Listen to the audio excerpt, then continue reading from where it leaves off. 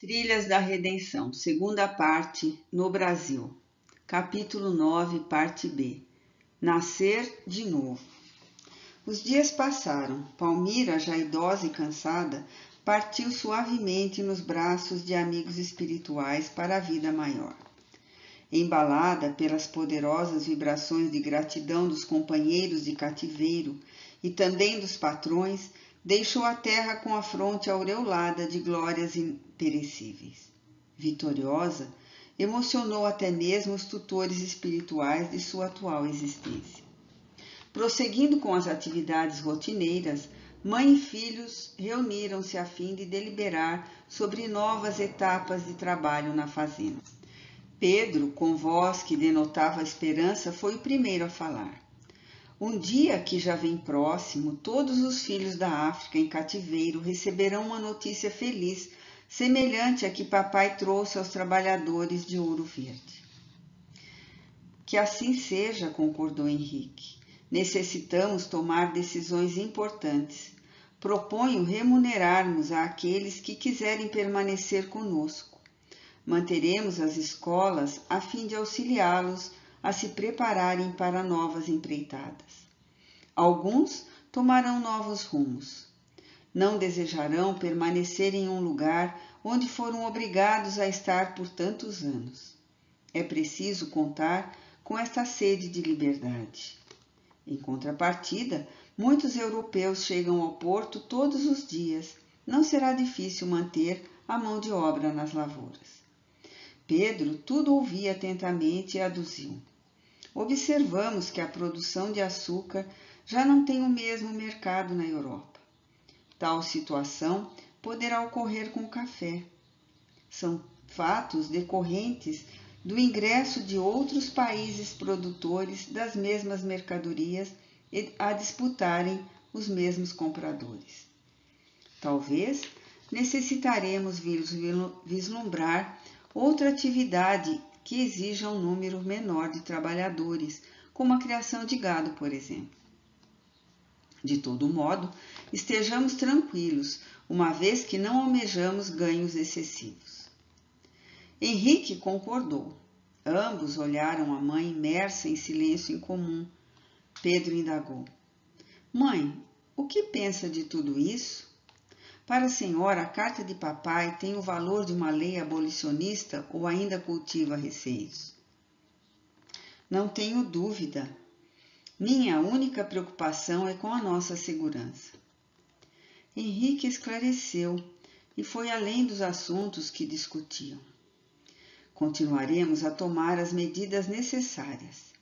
Deus e a boa vontade daqueles que permanecerem aqui nos protegerão. Imagino que a despedida de papai é o motivo para que esteja tão tristonha e apática. Anita considerou o alcance das palavras do filho e não se surpreendeu com a perspicácia contidas nele. Ele sempre fora muito atento ao seu estado de ânimo. Sem desejar nada ocultar, concordou. Tenho estudado a doutrina espírita de forma metódica e continuada. Mas corrijam-me se estiver equivocada. Uma nova reencarnação, o esquecimento, mesmo que temporário, resultaria em maior distância e separação mais prolongada. Não seria mais caridoso dilatar esse prazo para que, quando voltasse, eu pudesse reencontrá-lo?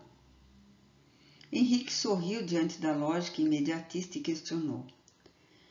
Seria uma caridade para quem? Para com a senhora ou para com ele que se debate em crises de consciência ultrajada?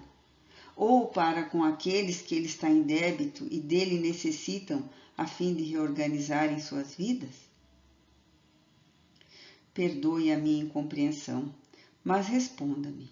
E se fosse Nina a retornar com o propósito de assumir os compromissos em outro núcleo familiar? Henrique acariciou os cabelos da mãe, dizendo: Mãezinha, não tome meu comentário como um desrespeito aos seus sentimentos. É compreensível que sinta a falta dele. Sei que o anúncio de um adeus mais prolongado é aflitivo. Se estivesse em seu lugar, iria doer em mim também, mas creio que procuraria forças na prece para buscar a conquista de um amor mais espiritualizado, e o cultivo da esperança de um novo encontro iria aquecer meu coração. Em silenciosa conjetura mental, Henrique recordou as reminiscências sobre a anterior existência dos pais e ponderou de forma justa. Se tal medida não fosse necessária, a ele não teria sido recomendada. Quanto à separação de vocês, não seria uma expiação, um resgate de antigos débitos e também um modo de valorizar ainda mais a união e o amor que os une? É preciso confiar na justiça divina e no amor de papai. Creio ser este um sentimento forjado em muitas romagens terrenas, uma afirmativa dele mesmo durante aquela comunicação. As palavras foram ditas com a segurança de quem conhecia alguns fatos do passado. A atenção cedeu lugar ao encantamento, e Anita sorria ao perguntar: então, também pensa que eu e seu pai temos um amor de outros tempos? O que o faz pensar assim? Henrique sorriu misterioso e disse apenas: construíram uma união conjugal feliz, baseada em tamanha afinidade de gostos e pensamentos, fazendo-me crer que isso não é obra do acaso. Mãe, e nós? Indagou Pedro. Precisamos da sua presença alegre. Daqui a pouco receberá um neto e quem sabe, se Deus assim desejar, ele nos enviará outros através de Elisa e Alice. Imagine nossa casa cheia de graça do riso infantil. Quantas alegrias ainda haveremos de viver? Henrique sugeriu: e o que me diz sobre assumir uma tarefa junto às crianças que frequentam a escola? Seria uma aula semanal. Chamaríamos de moral cristã. E qual seria a minha tarefa? Nunca fui professora. Caberá à senhora contar-lhe as histórias de Jesus, como contava a nós. Ficávamos como que magnetizados acompanhando as narrativas. Eram momentos tão ricos, mais interessantes que quaisquer aulas que tínhamos. Lembra-se desses estudos, Pedro?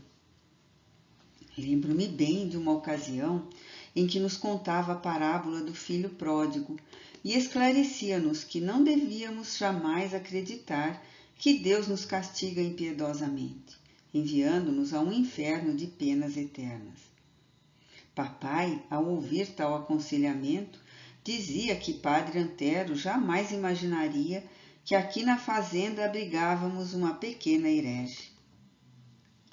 Anita sorriu e falou saudosa. Seu pai, sempre brincalhão, até mesmo com assuntos sérios. Conversarei com Nina e discutiremos a proposta para as aulas. Quanto aos nossos planos, não tenho nenhuma restrição. Anita, quando vivera na personalidade da judia Isabel, sentira-se exilada daqueles que amava, tivera necessidade de expandir os sentimentos, e assim afeiçoara-se a outros que não fossem os familiares. O Evangelho do Senhor, que a atraía de forma poderosa, auxiliando-a à frente dos desafios daquela existência, foi a sementeira fecundada que lhe possibilitou receber as ideias renovadoras contidas no Espiritismo e que tão de perto lhe falavam ao coração. Raiava para ela uma alvorada nova. Com carinho e entusiasmo, passou a planejar e ministrar as aulas com conteúdos baseados na moral do Cristo. Cheia de esperança, ensaiava os primeiros passos de abnegação e devotamento ao próximo. Enfim, passou a vivenciar os preceitos cristãos ao sentir que somos todos irmãos, procedentes de um mesmo Pai. Às vezes, rememorava a existência atual sob nova perspectiva. E era como pesar que recordava a Juca, Rufino e outros tantos escravos que foram vendidos e apartados dos seus. Inevitavelmente surgia a dolorosa certeza. Se houvesse cuidado daqueles seres que viveram ali sob a tela dela e do esposo, tantas dores seriam evitadas. Quando o remorso a assolava de forma mais pungente, ouviu uma voz interior a repetir as palavras do avô. Não desperdicem o tempo e façam tudo o que puderem. Fiel ao conselho, passou a auxiliar na escola de corte e costura que ficava ao encargo de Elisa. Vez ou outra, ia até a enfermaria informar-se com Lurdinha sobre o estado dos pacientes e averiguar como estava o pequeno estoque de medicamentos.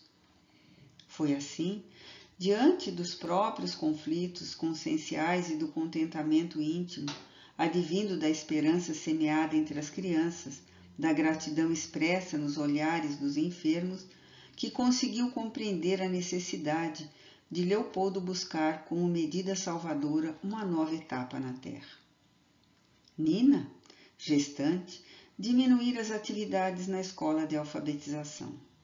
Não raro, era cometida por mal-estar físico que prolongava por dias e dias em apatia e melancolia. Apesar disso, semanalmente acompanhava Anita durante as aulas e era com enorme encantamento que ouvia as parábolas contadas em uma linguagem vibrante e clara, misturando o próprio entusiasmo à alegria dos pequenos infantes, sem avaliar o quanto estes preciosos instantes, desde já, marcavam a iniciação da educação moral do filho que gerava. Anita, por sua vez, nas horas livres, bordava delicadas peças para o futuro neto, cheia de alegria por ser avó, com a proximidade da chegada do bebê, compartilhava com a nora e o filho incontáveis expectativas. Tais expansões de afeto envolviam Esther em doces vibrações, proporcionando a ela o insubstituível e miraculoso efeito do amor na reconstrução do perispírito e, consequentemente, na renovação das chances de progresso.